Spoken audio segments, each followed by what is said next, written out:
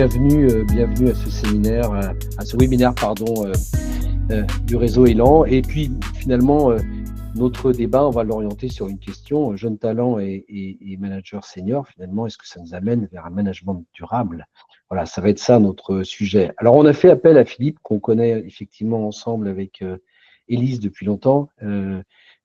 Philippe est expert en management, conférencier. Il accompagne beaucoup d'entreprises et il intervient sur des sujets intergénérationnels, interculturels. Il a un long parcours au sein des ressources humaines du groupe L'Oréal. Et on va parler avec lui de talent, d'organisation apprenante et des multiples transformations. Peut-être quelques mots sur Élan avant d'engager la discussion avec Philippe, parce que finalement, ça va à la fois te permettre, Philippe, de rebondir dessus, et puis ça va éclairer aussi finalement tes propos à la lumière de l'intention que nous avons posée avec Élan. Élan, ça veut dire ensemble pour un leadership agile, novateur et solidaire. Donc ça parle à la fois de capacité d'adaptation, d'innovation et puis d'utilité pour son territoire. Et notre intention avec Élise, c'est de dire, donnons aux jeunes managers des clés pour incarner un management auquel ils aspirent, mais aussi dont les entreprises ont besoin, avec un espace d'échange avec des managers seniors. Donc là, vous avez l'intention de ce réseau Élan. Les constats qu'on a faits, c'est qu'on est dans une période où c'est plus difficile de fidéliser, d'engager des collaborateurs, qu'on a un manque de formation au management pour les jeunes talents, principalement dans les PME. C'est un peu moins vrai dans les grandes entreprises qui ont des grands programmes de learning et d'accompagnement. On a un manque de réseau managérial également pour les tout jeunes managers, les primo-managers qui sortent des écoles d'ingénieurs, des écoles de commerce. Et puis, une évolution nécessaire du rôle de manager. On parle beaucoup d'un désamour envers le management, mais ça dépend de quel type de management on parle et de quel type de manager on parle. Donc, on a sûrement besoin d'un leadership collaboratif, authentique, que les jeunes managers ont envie d'incarner et dont les entreprises ont besoin. Élise, je te passe la main pour dire quelques mots un peu plus en détail sur Élan. Alors, la solution que l'on propose à travers Élan, c'est des parcours de formation en management.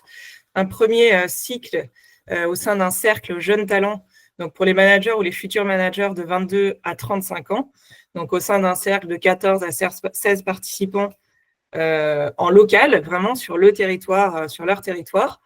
Et puis, un cycle pour les managers expérimentés, donc de 50 ans et plus, au sein d'un cercle de 8 à 12 participants pour transmettre, pour apprendre aussi aux côtés des jeunes talents. Et l'idée, c'est que chacun progresse à son rythme, mais plusieurs fois dans l'année, on connecte le cercle jeunes talents et managers expérimentés. Les 3 piliers d'Élan, c'est d'abord l'apport d'expertise. Chaque cercle est piloté par un animateur expérimenté qui est là pour garantir la cohésion du cercle et puis le partage de pratiques entre les membres du cercle. Et puis des intervenants experts qui viennent partager là, cette fois leur expertise sur des thématiques spécifiques de management qu'on aura sélectionnées. Le deuxième pilier, c'est la paire aidance. Donc, c'est des ateliers pour s'entraîner entre jeunes talents, entre managers expérimentés et ensemble. Vraiment à travers des ateliers de co-développement professionnel, à travers des ateliers aussi tout court de partage de pratiques. Et puis le troisième pilier, vous l'aurez compris, c'est l'intergénérationnel. C'est comment on apprend les uns des autres et pas seulement les plus expérimentés qui vont apprendre aux plus jeunes. C'est vraiment du partage et du dialogue. Le fonctionnement global, donc c'est 10 rendez-vous pour le cercle Jeunes Talents dans l'année. Donc, ce n'est pas des rendez-vous d'une journée complète. En général, c'est des ateliers soit d'une grosse demi-journée de 5 heures, des ateliers de codev, des after-work. Donc, vous voyez en jaune le cercle Jeunes Talents avec en vert les connexions qu'ils auront avec le cercle des managers expérimentés. Et puis, les managers expérimentés, ils ont 4 rendez-vous. 1 où ils sont entre eux et 3 rendez-vous connectés avec le cercle des jeunes talents sur des formats courts et efficaces.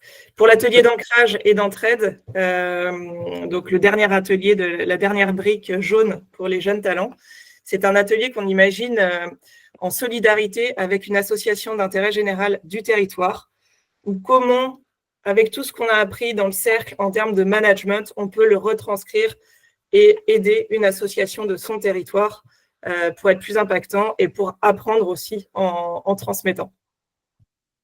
Peut-être dire aussi et compléter tes propos, Élise, par le fait que vous voyez qu'il y a des flèches qui vont vers la droite et donc le fonctionnement d'un cercle élan se fait avec une répétition en fait et à la fois une évolution et puis un renouvellement d'année en année. Alors, les exemples de thématiques, ça reste des exemples, mais on imagine bien ça pour commencer en tout cas. Développer un leadership collaboratif, communiquer de façon claire et assertive, activer les bons leviers de motivation, décider de façon éthique et responsable, maîtriser les principes d'une écoute générative active, les leviers de la RSE. Bref, c'est des thématiques à la fois qui permettent aux jeunes talents de monter en compétences. C'est aussi des thématiques un peu prétexte, entre guillemets, pour le dialogue entre jeunes générations et managers expérimentés.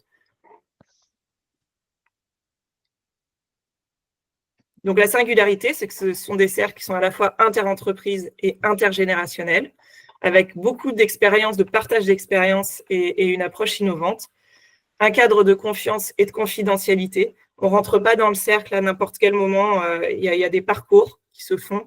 Et quand le cercle est constitué, on reste au sein du cercle pour l'année, pour le cycle complet.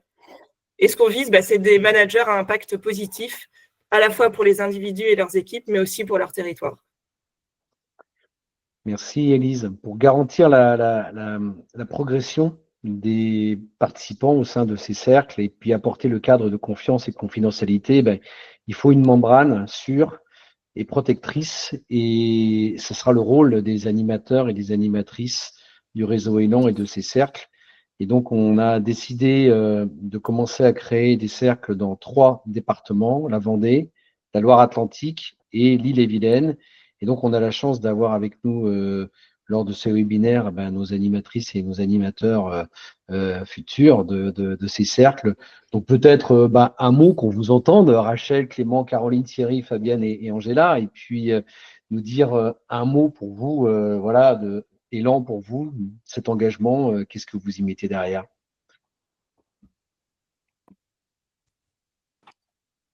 Moi, je peux commencer, c'est Rachel. Bonjour à tous. Donc, moi, j'interviens plutôt sur la partie vendéenne avec Clément, à qui je céderai la parole juste après.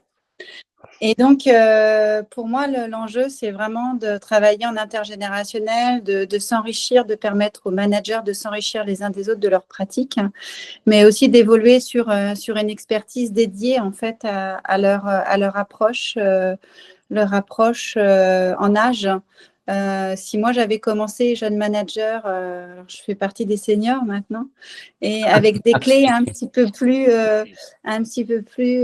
élaborées, je pense qu'effectivement, on le disait tout à l'heure, il y a des erreurs ou des pratiques que j'aurais fait différemment. Donc c'est aussi donner cette chance-là. Et puis l'enrichissement entre les générations, ça me semble extrêmement important. On est dans un environnement, dans un monde où tout va très vite. On voit l'intelligence artificielle arriver à grands pas et s'enrichir les uns des autres. En tout cas, moi, c'est ça qui m'anime. C'est vraiment la richesse du parcours sur cet intergénérationnel. Voilà, donc je serais ravie de participer au Cercle Vendéen en tant qu'animatrice. Merci Rachel. Un petit mot très court aussi, Clément. Oui, je ne vais pas répéter tout ce que dit Rachel, qui était très, très, très intéressant. Moi, ce qui me motive surtout dans ce cercle, c'est vraiment ce côté partage d'expérience. Rachel, voilà, je crois fondamentalement en partage de différentes expériences. J'aurais moi aussi bien aimé avoir ça en début de carrière et j'ai aimé bénéficier de partage de savoir-faire de personnes plus expérimentées au cours de ma carrière et ce réseau permet ça. Donc c'est vraiment top. Je suis très content de faire partie de l'aventure. Voilà. Merci. Caroline, pour la Loire-Atlantique avec Thierry. Caroline. Bonjour à tous. Effectivement, pour rejoindre le réseau, ce qui m'anime à vos côtés, c'est accompagner aussi cette jeunesse à mieux se connaître. C'est vrai que quand on accompagne en tant que dirigeant manager, on a souvent un tort, c'est qu'on n'apprend pas à se connaître avant. Donc, du coup, on fait des erreurs, mais c'est parce qu'on ne se connaît pas soi-même. Et ça m'intéresse beaucoup à travers ce réseau, de par, en fait, la mixité des publics qui vont interagir, les experts, et puis aussi cette permission de réfléchir ensemble, en fait, que rien n'est figé, tout se construit, se déconstruit. On revoit toujours nos croyances et ça, c'est intéressant, justement. Merci Caroline. Thierry, un petit mot? Merci. En forte résonance avec tout ce qui a été dit jusqu'à présent, moi, dans mon parcours, il y a vraiment au cœur l'intelligence collective, tirer le meilleur des collectifs dans toute leur diversité. Effectivement, le vécu des plus seniors qui vient peut-être aussi être parfois limité par des croyances qui se sont forgées au fil du temps et qu'il est intéressant de revisiter à l'aune des savoirs et peut-être de l'œil parfois plus naïf, parfois aussi plus expert sur des composantes des plus jeunes. Et donc voilà, comment est-ce qu'on va réussir à faire cette alchimie entre tous ces apports de la diversité des groupes. C'est tout l'enjeu et toute la dynamique qui m'anime pour ce projet.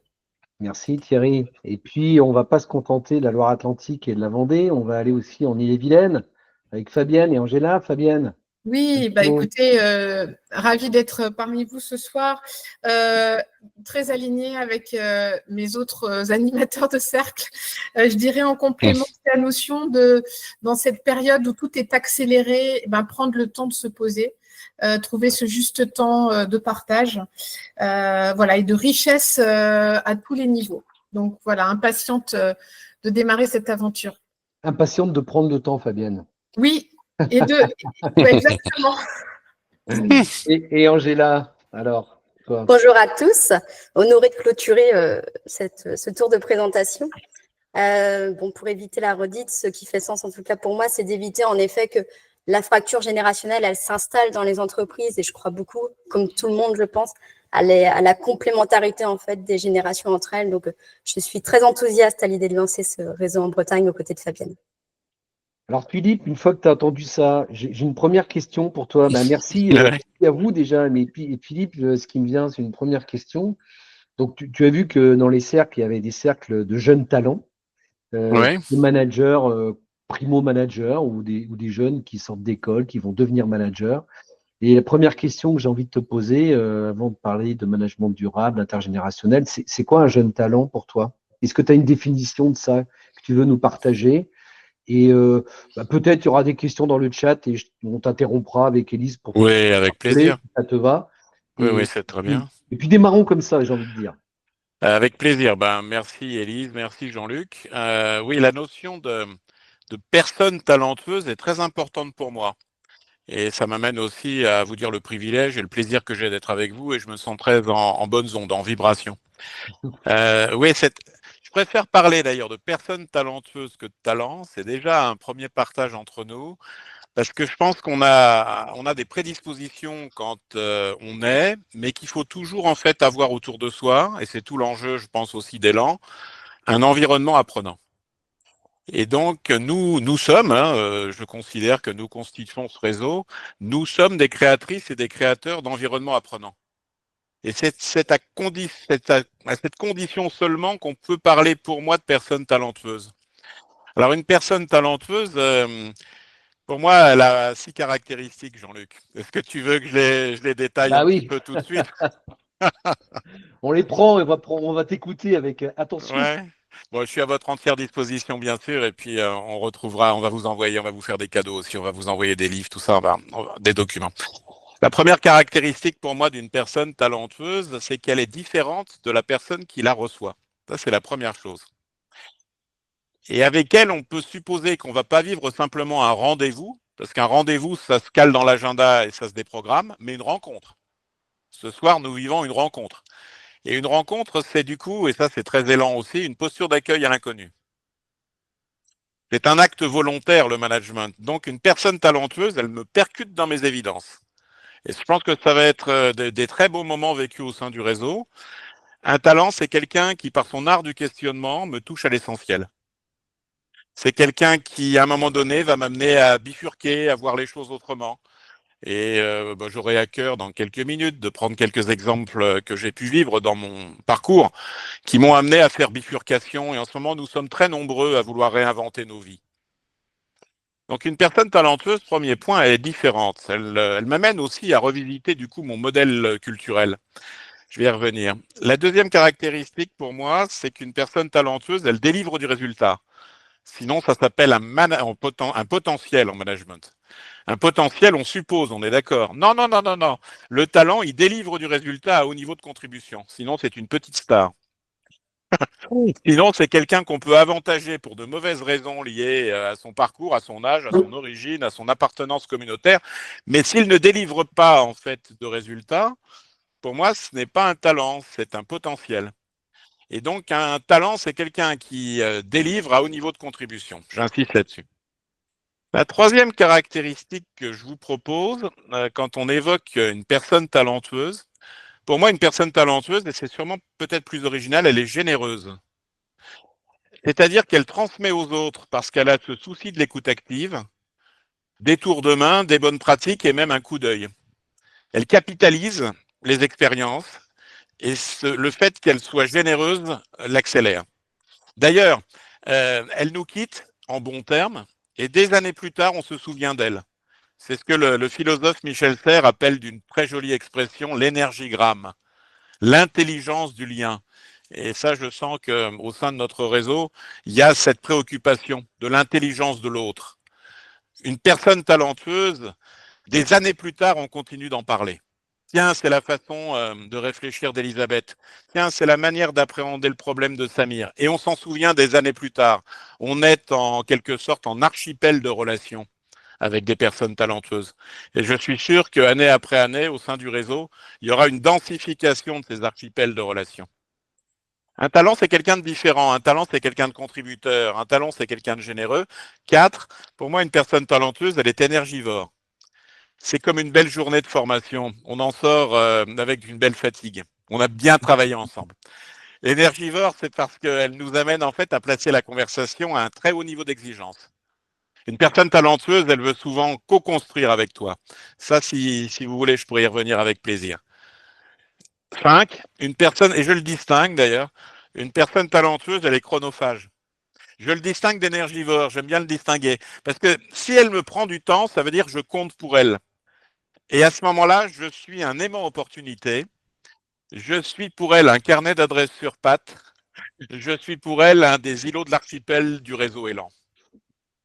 Et donc, une personne talentueuse, quand elle vient nous voir, elle veut aussi, et ça sera peut-être mon 6e point, elle veut apprendre à apprendre. Et je pense que ça sera pour nous tous un des très beaux objectifs du réseau. On participe à Élan pour apprendre, mais on participe à Élan pour se pourvoir de grilles de questionnement du monde, notamment des entreprises, et avoir un petit pas d'avance pour saisir ce qui émerge. Et donc, une personne talentueuse, elle reste chez nous, même, je vais même aller plus loin, elle reste dans notre équipe, elle reste dans notre organisation, elle reste dans Élan. Si elle est convaincue que dans notre réseau, elle acquiert des compétences pour ailleurs. Et ça, c'est quelque chose qui, pour moi, sur le plan culturel, tu as eu, Jean-Luc, la gentillesse de dire que j'avais appartenu à des grandes organisations, et pas évident. Mais alors, avec l'âge, c'est un des bienfaits peut-être du processus. Je le considère comme un beau défi. Mon défi, c'est de me casser les os de la tête. L'intergénérationnel, c'est réenchanter en fait son parcours de vie et essayer de faire un petit pas de côté pour être dans cette intelligence de l'autre. Différents, contributeurs, généreux, énergivores, chronophages, apprendre à apprendre. Mon 7e point, c'est ressourçant. Une personne talentueuse, elle t'amène à voir ta vie sous un autre angle. Alors du coup, si on intègre à nos équipes des personnes talentueuses, elles augmentent le niveau d'exigence. Ça, c'est le premier point, immanquablement. Et le 2e point, c'est qu'elles peuvent renvoyer, et peut-être moi en premier, elles me renvoient à mon incompétence consciente. Et donc, il y aura aussi, je pense, dans ces moments partagés au sein du réseau Élan, il y aura toute la belle question de la protection des personnes talentueuses. Oui, la protection. Une personne talentueuse, comme elle fait avec aisance des choses difficiles qu'on a du mal à faire, elle peut éveiller chez nous parfois une forme d'animosité, de rivalité. Et donc, je voudrais insister là-dessus. Un talent, ça se protège. Et ça se protège notamment de ce que j'appelle, avec un petit peu d'ironie, des pH neutres. Le pH neutre, il rentre dans ton bureau, tu t'ennuies déjà. Vous les voyez? Et puis, on va pas donner de nom ce soir. On va rester très sage parce que c'est notre première journée du réseau. Mais un pH neutre, en fait, son moteur, et j'en ai connu beaucoup quand même, et je continue d'en connaître, et j'en fais peut-être partie, son moteur, c'est le mimétisme et l'entre-soi. Non, le talent, c'est pas son moteur, c'est souvent la passion. C'est pour ça que ces personnes, en fait, sont souvent fragiles et vulnérables aussi. Ça me soucie, ça m'intéresse beaucoup d'avoir votre regard là-dessus. Parce que là, en vous présentant comme ça et en répondant à ta question, il y a des visages qui apparaissent. Et oui, et alors, moi j'ai envie de te poser une première question en écho à ce que tu nous as partagé là. C'est quand tu as dit sa première caractéristique, cette capacité à pratiquer l'art du questionnement. Ouais. Souvent, on laisse peu de place au questionnement et les jeunes qui rentrent en remettant en cause et en posant la question du pourquoi, et ça énerve dans les entreprises. Et donc, C'est très juste. on fait quoi avec ça? Eh ben, écoute, je crois qu'on promeut ensemble, et ça fera partie certainement de nos points communs, ce que nous allons appeler, et que l'on a souvent partagé, Jean-Luc et Lise ensemble, l'étonnement volontaire. Pour moi, un manager, mais plus largement un dirigeant, c'est quelqu'un qui fait le choix de l'étonnement volontaire. C'est une morale de l'énergie, manager, c'est un choix. Et donc, un manager, pour moi, pour nous, c'est quelqu'un qui crée volontairement des espaces de parole pour s'entendre dire des choses utiles, et notamment sur lui, qu'il n'a pas nécessairement envie d'entendre. C'est pour ça qu'on a créé aussi le cercle des managers seniors, parce que finalement, on se dit que ces managers seniors expérimentés, chevronnés, ont Voilà. besoin d'écouter et de dialoguer pour être dans cet étonnement volontaire, parce que ça ne vient pas tout seul de pratiquer l'étonnement volontaire. Non, ça vient pas tout seul, et tu as raison d'insister là-dessus. C'est un acte volontaire. Le philosophe Yankelevitch disait que dans la vie, il fallait vouloir. Et je crois beaucoup à ça, moi.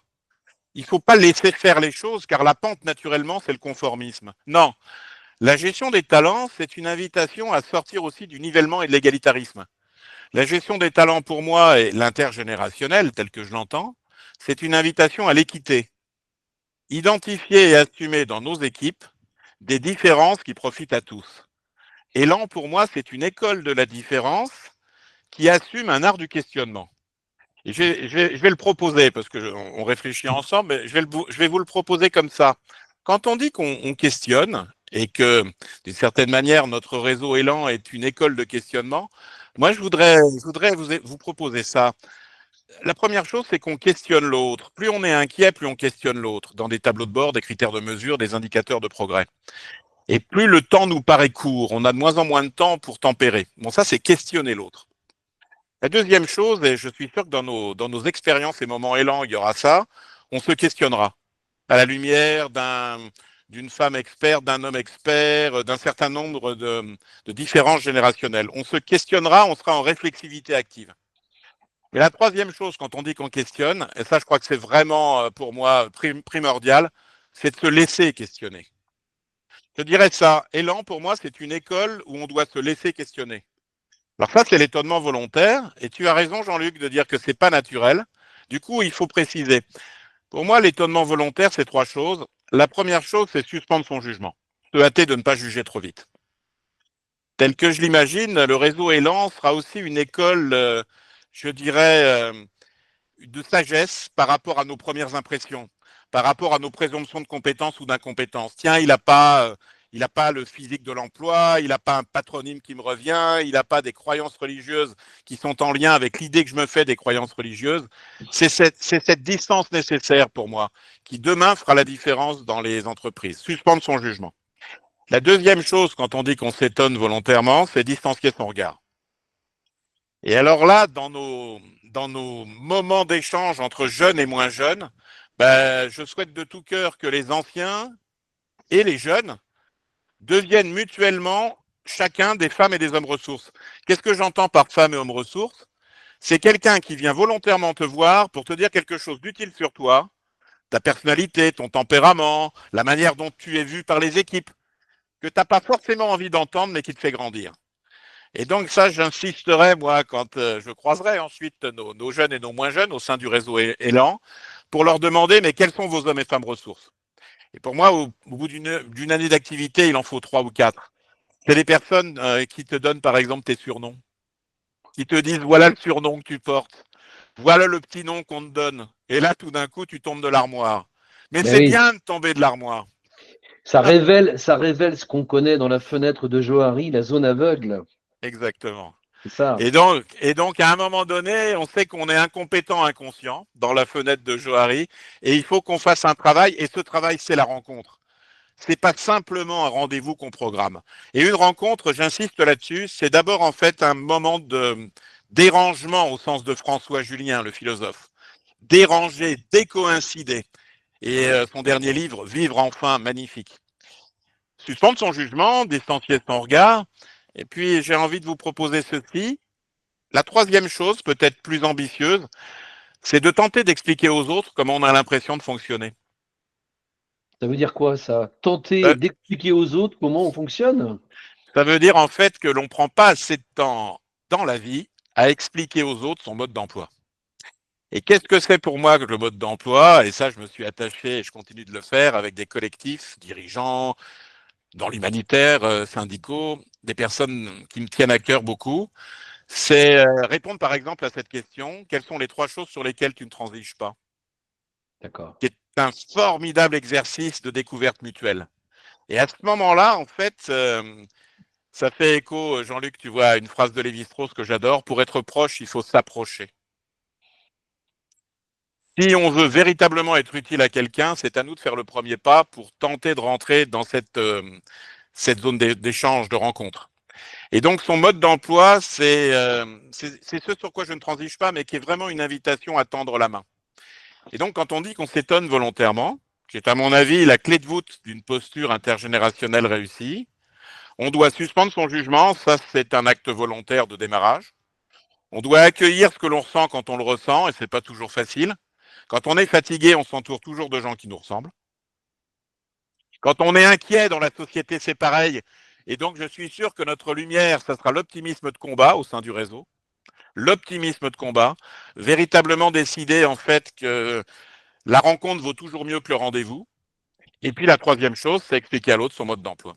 Alors, est-ce que Alors, tu as pour pratiquer cet étonnement volontaire, est-ce que tu as des pratiques, des espaces, des exemples à oui, nous partager? Parce que là, on a un public voilà, d'entreprise avec nous ce soir, et donc on aimerait bien savoir comment on pratique. On comprend que l'étonnement volontaire peut être un des modes d'emploi finalement des cercles pour travailler l'intergénérationnel, pour travailler la ouais, rencontre. Mais dans l'entreprise, alors, est-ce que tu peux nous partager des ouais, avec méthodes, des plaisir. outils? Un premier outil, nos collègues pratiquent ou font pratiquer certainement la note ou le rapport d'étonnement. Mais Ouais. souvent, la note ou le rapport d'étonnement, on le fait encore par écrit. C'est-à-dire qu'on réactive des modèles qui sont ceux de l'école et qui sont un petit peu old school parfois. Non, je préfère de loin le pratiquer en images. Car notamment une partie de nos jeunes, en fait, communiquent avec des formats courts.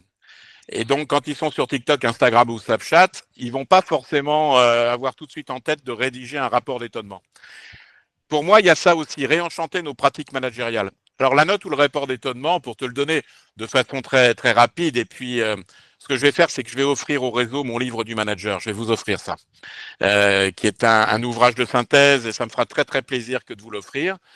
Et donc, la note d'étonnement, c'est 3 jours, 3 semaines, 3 mois. À 3 jours, tu dis à la personne, prépare-toi, nous, on a besoin de ressentir ce que tu ressens, et nous, on est là depuis bien longtemps. Dans 3 semaines, on t'attend, mais prépare 5 images, 5 images. Alors la personne va sur Internet, elle découpe des magazines. Hein. J'ai encore des personnes qui même me dessinent des choses. Hein. Autant du tout numérique, c'est ça qui est intéressant. C'est la pluralité des formes, on va y revenir. La pluralité des outils.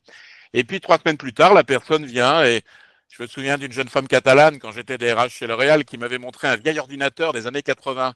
J'avais eu un début d'attaque cardiaque. Et j'avais créé un espace de parole pour m'entendre dire des choses que je n'avais pas envie d'entendre. Et elle m'avait dit, et c'est tout l'enjeu, à mon avis, de l'intergénérationnel, elle m'avait parlé avec son cœur, elle m'avait dit, Philippe, il y a un écart énorme entre l'idée que je me faisais du groupe et ce que je connais depuis que je suis arrivé. Il y avait plein de choses positives, mais elle avait un vieil outil avec une absence de login et de password. Elle est sortie de mon bureau, j'ai foncé chez notre directeur des systèmes d'information, je lui ai dit, il faut qu'on travaille ensemble. Et ça, je sais que dans le réseau, il y aura cette préoccupation très forte d'avoir des outils concrets et opérationnels qui vont, je dirais, ponctuer les parcours. Donc ça, tu vois, Jean-Luc, c'est un exemple parmi beaucoup. d'outils d'étonnement volontaire. La note ou le rapport d'étonnement, faites-les avec des images, de façon à pouvoir se casser les os de la tête. Je reprends cette formule. Je vous donne un deuxième outil d'étonnement volontaire auquel je crois beaucoup. Avec les jeunes et les moins jeunes, on ne peut pas être attractif si on ne connaît pas ses forces.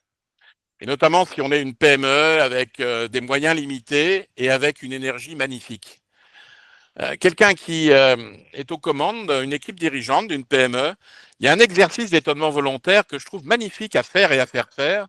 C'est le 3-5-2. Et ce sont 3 questions. La première question que je poserai, c'est, on va même dire le 5-5-2, parce que ce soir, je sens en fait un optimisme de combat. On va dire 5-5-2. 5-5-2.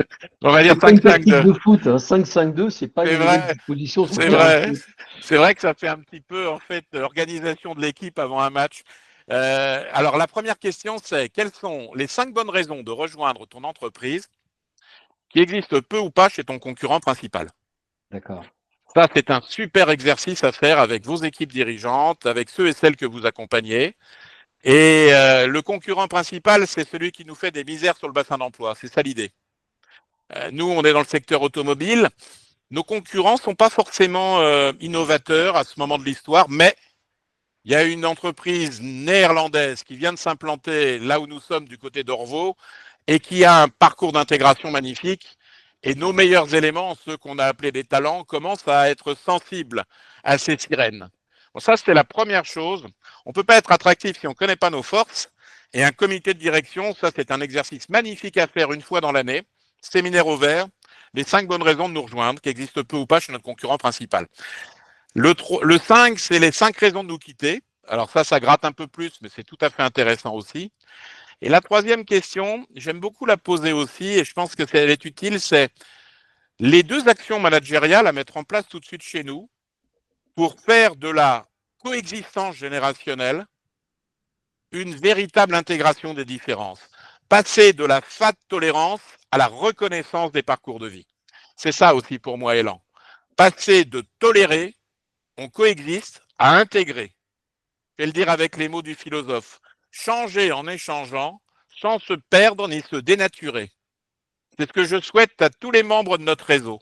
Au contact d'un ancien, d'un plus jeune, changer en échangeant, sans se perdre ni me dénaturer. Les racines et les ailes. Voilà. Et donc, pour te répondre, Jean-Luc, là, je te donne 2 outils que j'éprouve, que j'ai fait vivre depuis longtemps et qui me semblent utiles. Alors, le 5-5-2, on en est où là?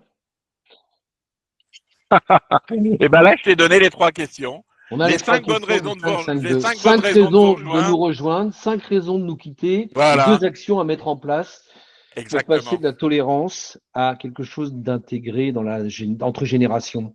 C'est exactement ça. Et alors, typiquement, tu sais, j'aime beaucoup le faire sous forme de, j'appelle ça la trust room, la salle de confiance. Tu as une réunion qu'on a sur la stratégie RH ou sur le recrutement.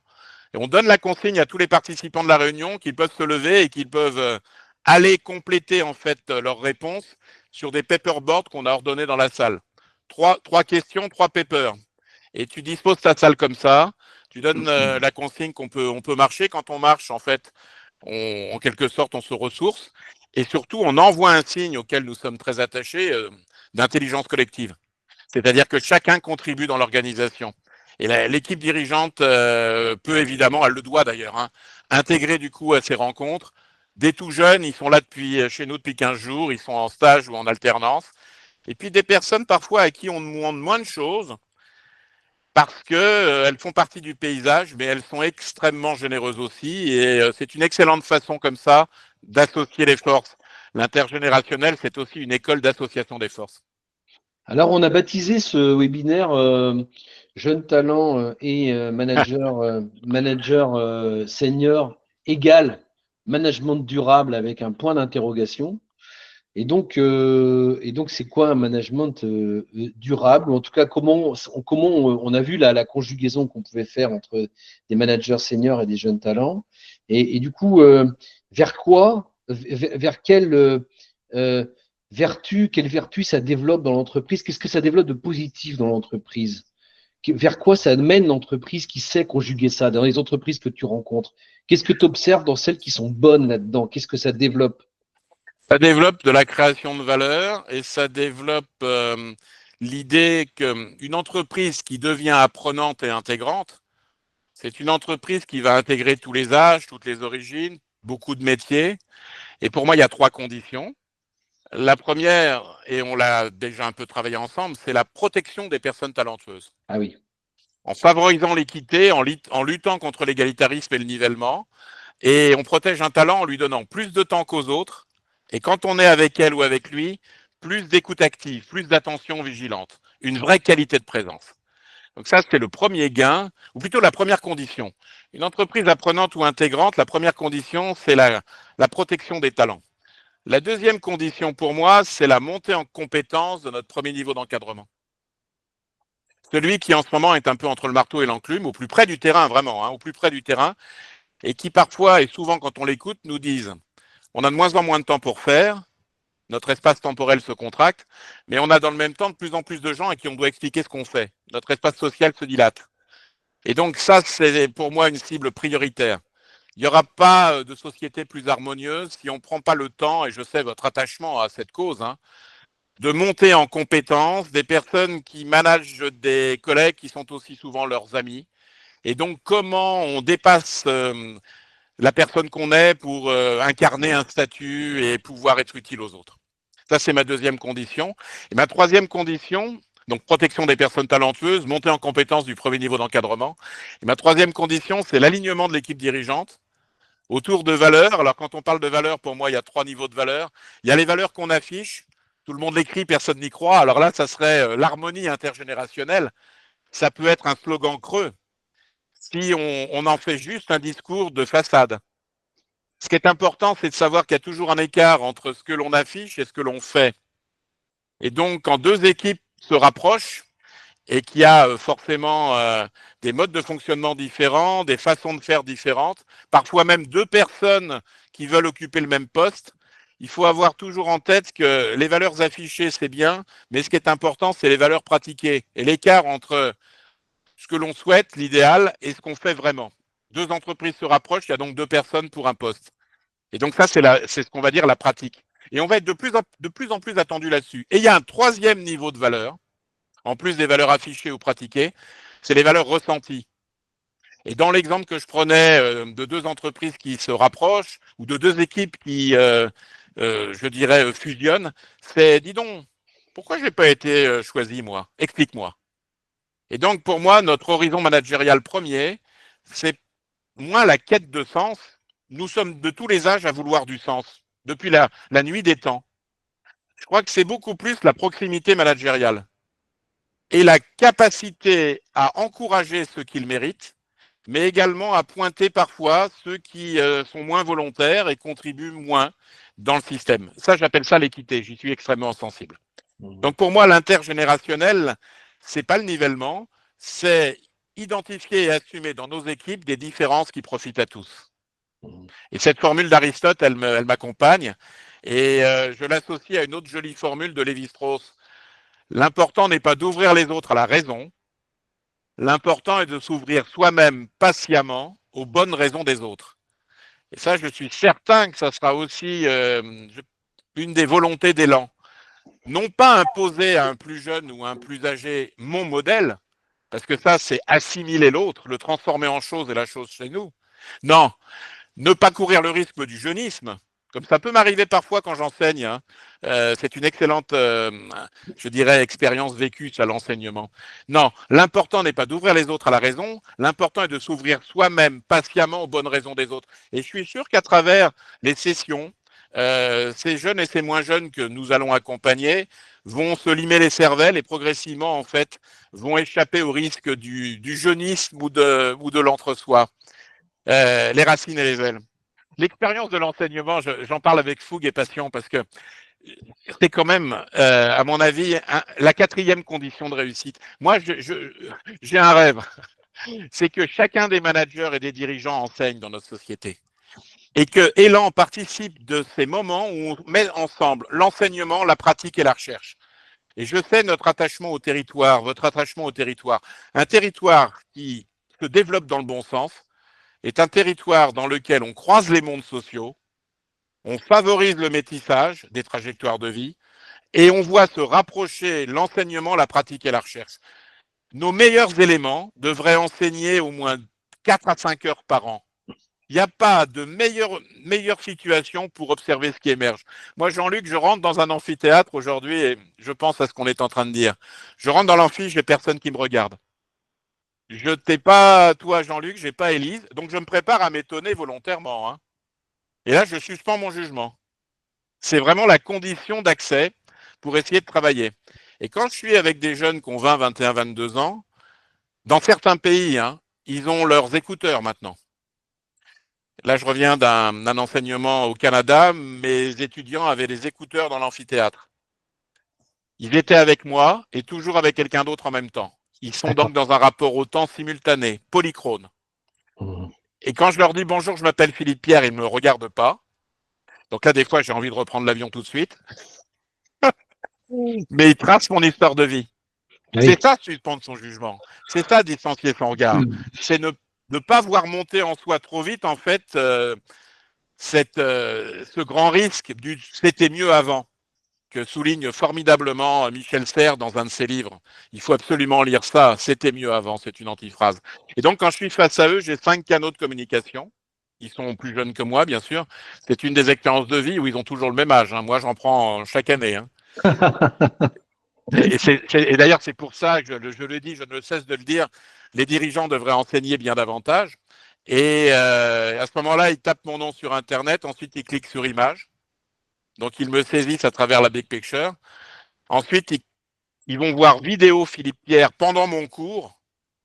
Jean-Luc, au Canada, c'était vertigineux là quand j'y étais il y a quelques semaines parce que j'ai 2 écrans de retour et les jeunes prennent leurs notes collectivement avec 4 modérateurs dans l'amphithéâtre. Et donc, imaginez que tout à l'heure, là, dans quelques minutes, eh ben, on est la synthèse de notre échange, de notre propos, enrichi de liens, de vidéos, de Philippe, de Jean-Luc, d'Élise, de tous nos participants. C'est ce que j'ai connu. Le 4e canal de communication avec eux, c'est les réseaux sociaux.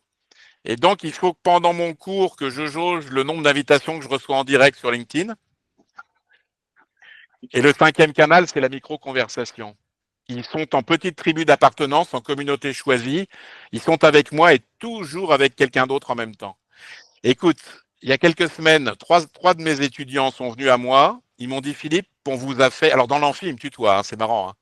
Ça aussi, dans l'intergénérationnel, ça sera pour nous tous des formidables terrains de découverte. Qu'en est-il du renouvellement des rites d'interaction, des normes de politesse? Ils me tutoient dans l'amphi, mais quand ils descendent, c'est Monsieur Pierre. C'est marrant, hein, même au Canada. Hein. Et alors, ils m'ont dit, on vous a fait un cadeau. Alors, je leur ai répondu, j'adore les cadeaux. Mais le cadeau, monsieur, ou Philippe, c'est un message. Mais vous ne l'ouvrez en fait que quand vous arrivez en France. Du coup, à l'aéroport, j'avais envie d'ouvrir, mais je me suis bien tenu. J'ai fait preuve de suspension de jugement, j'ai essayé de distancier mon regard. J'ai ouvert le document, il y avait 4 fichiers. J'ai ouvert le premier, cours Philippe Pierre. J'ai cliqué sur le fichier, j'avais les larmes aux yeux. Il y avait 82 pages. C'était l'ensemble de mon cours, saisi par la totalité de l'amphithéâtre et enrichi de 3 moteurs d'intelligence artificielle et de travail que j'ai pu constater, en fait, personnel, vraiment. Et là, je me suis dit, tiens, ça vaut la peine de s'étonner volontairement. Parce que quand je rentre dans l'amphithéâtre, j'y viens avec mon référentiel, avec mes habitudes, avec mon histoire de vie. Et moi, soutenir le regard, c'est décisif. Quelqu'un qui ne soutient pas le regard, pour moi, c'est quelqu'un qui ne m'accueille pas. Et ça, au sein du réseau Élan, on aura ce souci-là d'appréhender cette discipline qui s'appelle la proxémie, l'analyse de la distance physique. Mon père, que j'adore, m'a toujours dit, Philippe, je te parle. Alors du coup, je levais les yeux. Puis après, il me disait, ne sois pas insolent. Du coup, je baissais le regard. Mais en faisant ça, il me donnait en fait des codes communs. Et c'est ça l'intergénérationnel. C'est créer un code culturel commun avec des gens qui discutent des principes. Et c'est une excellente chose que dans notre société, autour de nous, il y a de plus en plus de personnes qui soient en quête de sens et qui veuillent, dans le meilleur des cas, avec nous, en fait, co-construire un projet de vie. C'est aussi pour ça que je suis très heureux d'être avec vous toutes et vous tous ce soir. on va avoir à cœur d'appliquer, de mettre en œuvre du mieux que nous le pouvons tous ces principes. Est-ce qu'il y a des questions, Élise? Est-ce qu'il y a il nous reste quelques minutes, une dizaine de minutes ensemble. Est-ce qu'il y a des questions qui surgissent dans le chat et des choses qu'on a envie de partager? Alors, on n'a pas encore de questions, mais vous pouvez normalement tous maintenant envoyer des messages dans le chat si vous avez des questions. Ce que je vais faire aussi, c'est que je vais vous offrir donc le livre du manager, et puis qui est un ouvrage de synthèse. Le sous-titre, c'est Clés d'un management efficace et intégrant. Donc, vous allez retrouver pas mal de convictions qui sont les miennes sur l'attractivité, le recrutement, quand on est avec jeunes et moins jeunes. Et je vais vous offrir aussi mon tout dernier bouquin qui s'appelle L'archipel humain. Et le sous-titre, c'est Vivre la rencontre interculturelle. Comment on peut véritablement, je dirais, mettre à distance son propre mode de fonctionnement. C'est ce que je fais dans mon amphi. Et qu'ensuite, je continue de me poser des questions sur la capacité d'attention de ces étudiants, sur le côté sombre aussi de l'utilisation des outils. Moi, je vois Élan comme une école de discernement, comme un lieu de réflexion aussi sur les côtés ensoleillés et plus sombres de ce que la société nous demande de mieux connaître aujourd'hui. Oui, j'ai suivi une conférence il n'y a pas très très longtemps sur l'IA, et effectivement, la pratique du discernement semble être une compétence très, très utile dans le monde dans lequel on vit. Ça fait déjà longtemps que certains le disent, mais on voit cette compétence-là comme étant une compétence clé sur l'époque qu'on est en train de vivre et les années à venir. Et cet esprit critique, il faut aussi accepter l'idée que nos modèles d'organisation soient, je dirais, reconfigurés. Oui. Une entreprise qui fonctionne bien, pour le dire de façon très rapide, elle fait vivre en son sein, pour moi, plusieurs modèles d'organisation. Si elle reste dans un seul modèle, elle est monoculturelle et elle fait toujours courir le risque d'avoir un modèle qui épuise, notamment les talents. Et donc, une entreprise qui fonctionne bien, elle est au minimum pépite et pépinière. La pépinière, c'est le modèle hiérarchique pyramidal qui a quelques vertus quand même. C'est-à-dire qu'il peut m'amener à clarifier mon projet. Et puis, les mots forts, c'est compagnonnage, effort collectif, temps long aussi passé ensemble à mieux se connaître. Certains mots forts peuvent être l'ascenseur social. Et donc, ça, c'est le modèle pépinière. Ma conviction, c'est que nous voyons émerger depuis une trentaine d'années d'autres modèles. Le modèle de l'employabilité, où quelqu'un vient en entretien et te dit « Moi, vous savez, je ne resterai pas très longtemps chez vous. Je resterai tant que j'apprends à apprendre. » Alors là, pour le vieux monsieur que je suis, quand même, c'est pas simple. Et puis, les slashers, c'est-à-dire des personnes qui sont dans le modèle de l'archipel et qui, quand elles rentrent sur le marché de l'emploi, ont envie d'avoir plusieurs activités professionnelles en même temps. Il y a quelques années, dans un club patronal, j'ai un dirigeant qui me raccompagne en voiture, qui me dit « Philippe, tu as ton train là, mais est-ce que tu as ton taxi ?» Je lui dis « Non ». Alors du coup, on part ensemble et il me dit « Toi qui t'intéresses à l'évolution du sens du travail, je voudrais te raconter quelque chose. Il y a 3 jours, j'ai un candidat expert comptable. » Alors, ce monsieur dont je vous parle, il est à la tête, il me plus aujourd'hui parce qu'il est en retraite, mais il était à la retraite d'un réseau d'expertise comptable. Tours, Blois, Le Mans, Angers, Nantes, La Rochelle. Magnifique réussite. Et il me dit, le jeune de 28 ans et demi, expert comptable, est rentré dans mon bureau. Alors, il faut vous imaginer que l'homme dont je parle, que j'aime beaucoup, est dans le premier modèle, c'est-à-dire hiérarchique pyramidal, plutôt pépinière. Quand tu rentres dans son bureau, c'est toi qui as drôlement de la chance à ses yeux. C'est l'homme du centre. Et le jeune lui dit, monsieur, je vais venir chez vous. Alors ça, c'est ce que j'appelle le renversement de la présomption de compétence. C'est aux sachants de prouver à ceux qui apprennent qu'ils savent. C'est à l'employeur de prouver qu'il est désirable et attractif pour ceux qui le rejoignent. Le renversement de la présomption de compétence. Et donc, pour Benoît, c'est son prénom à ce dirigeant. Là, c'est le début d'un grand voyage. Et le jeune lui dit, j'ai appelé directement vos équipes. Alors ça, c'est la désintermédiation des relations dans les équipes. C'est l'enchevêtrement des sphères. Le hors-travail est plus important que le travail. Et il lui dit, je suis allé voir sur Indeed et Glassdoor ce qu'on dit de vous. Alors ça, c'est la montée en compétence de l'économie de la réputation. On a vraiment des beaux chantiers au sein du réseau pour comprendre un peu mieux comment on passe du centre à des centres, de la pyramide à l'archipel. Et le jeune lui dit, alors Benoît quand même, quand le jeune lui dit, je vais venir chez vous lundi, mardi, mercredi. Alors Benoît lui répond, mais moi je cherche pas de temps partiel, monsieur. Et ça, c'est l'intergénérationnel. C'est en fait la confrontation de deux logiques d'acteurs. Et le jeune lui dit, mon épouse et moi-même, on a plusieurs passions, dont notamment la sculpture. Alors, pour l'expert comptable, c'est un grand voyage. Et c'est ça les slashers, c'est ça l'archipel. C'est que ce jeune, il a envie d'avoir plusieurs vies professionnelles à vivre en même temps, plusieurs sources de rémunération dans la même séquence. Et donc, une organisation qui fonctionne bien, c'est une organisation qui fait vivre plusieurs modèles d'organisation en son sein. Et ça, c'est la notion d'archipel. Le slasher expert comptable, ouais, Maud a la gentillesse de me dire qu'elle adore parce qu'il l'a recruté et le jeune est resté chez lui pendant 6 ans. Et la 6e année, moi je prenais toujours des nouvelles parce que c'est mes terrains je dirais mes laboratoires d'analyse pour saisir ce qui émerge. Et la 6e année, Benoît, c'est son modèle. Son modèle à Benoît, c'est cadre, agent de maîtrise, ouvrier. Catégorie A, catégorie B, catégorie C de la fonction publique. Noblesse, clergé, tiers état, junior, senior, associé du cabinet conseil. C'est son modèle, on ne peut pas le changer. Ou plutôt si, mais c'est long. Et donc, la 6e année, il a proposé à ce jeune de devenir associé. Et le jeune a dit, merci beaucoup parce que j'ai beaucoup appris grâce à vous, mais moi, je voudrais monter un business additionnel dans une nouvelle région. Génial, génial. Bon, écoute, vraiment, tu nous as... en peu de temps, amené sur un tas de chantiers à cultiver, à travailler aussi bien de Réseau Élan que dans les entreprises.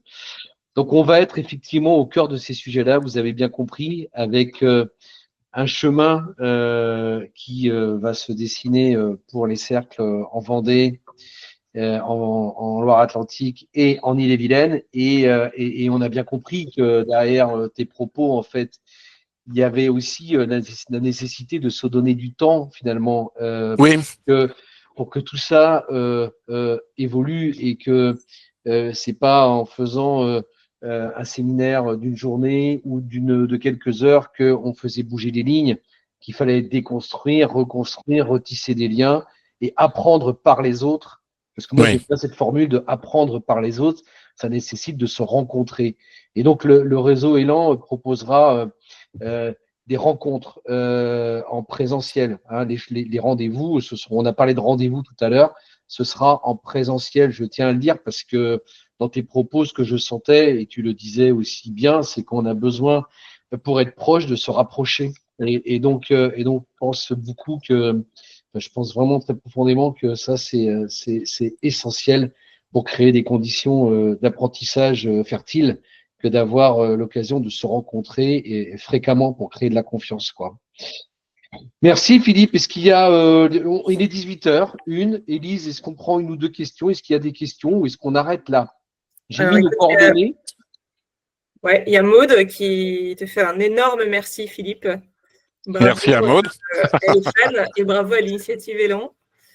Pierrick, merci pour cette belle présentation et ce bel élan. Voilà, c'est tout pour l'instant, il n'y a pas de questions. Et... Moi, je voudrais vraiment vous remercier. Je sens une très belle énergie. Et j'aime beaucoup ce proverbe irlandais. L'étranger est un ami qu'on ne connaît pas encore. Et je crois que dans le monde qui va, on a vraiment besoin de ça. Tu l'as redit, Jean-Luc, pour être proche, il faut s'approcher. Et l'étranger est un ami qu'on ne connaît pas encore. À cette condition seulement, nous ferons des rencontres. Moi, je vous remercie beaucoup et je suis très, très heureux de pouvoir participer à cette dynamique.